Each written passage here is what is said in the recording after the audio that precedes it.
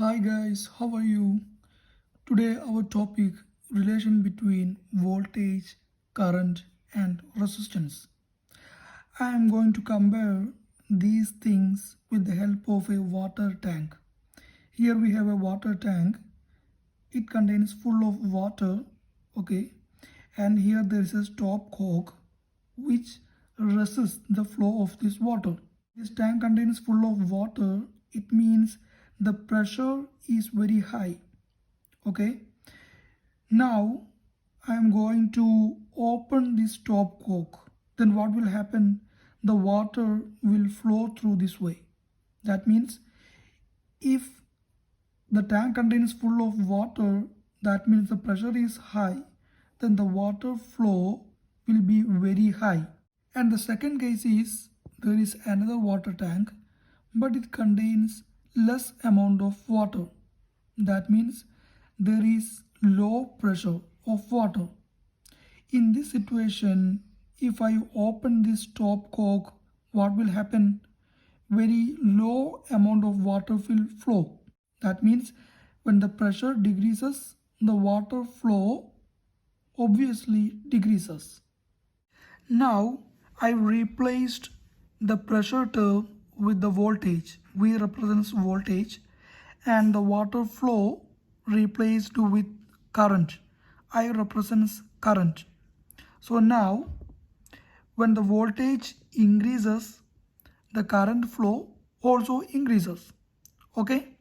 Same here also. When the voltage decreases, current flow decreases. From this, you must know one point, that is, whenever there is a high voltage, then there will be high current flowing. The voltage is always a pressure. With the help of that pressure, the current can flow. Current is actually the flow of electrons. That flow of electrons mainly require a high voltage. Whenever the voltage is high, then the current flow will be higher.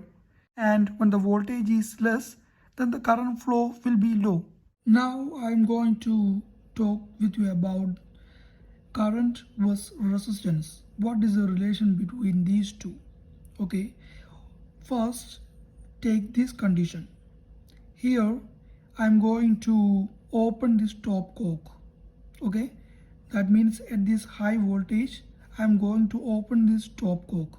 Then what will happen? I already told you the water flow will be increases. That means when I am opening this stopcock means I am reducing the resistance.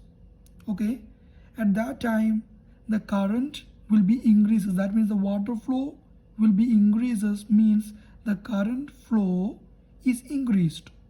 Okay, and the second condition is if I close this stopcock, means I am giving a resistance to the flow of water. At that time what will happen? Obviously the water flow will be decreased. That means I am closing the stopcock, means I am giving a resistance.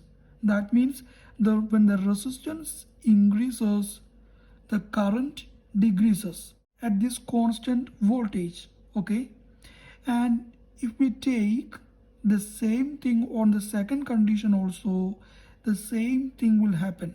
Okay, in this condition also, if I open this stopcock, means the water flow will be increases. See, here the voltage is less, even though there is some water here.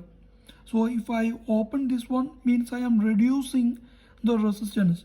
That means the flow of water will be increases here.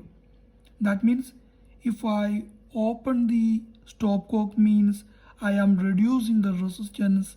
That means the water flow will be increases. It means the current will be increases.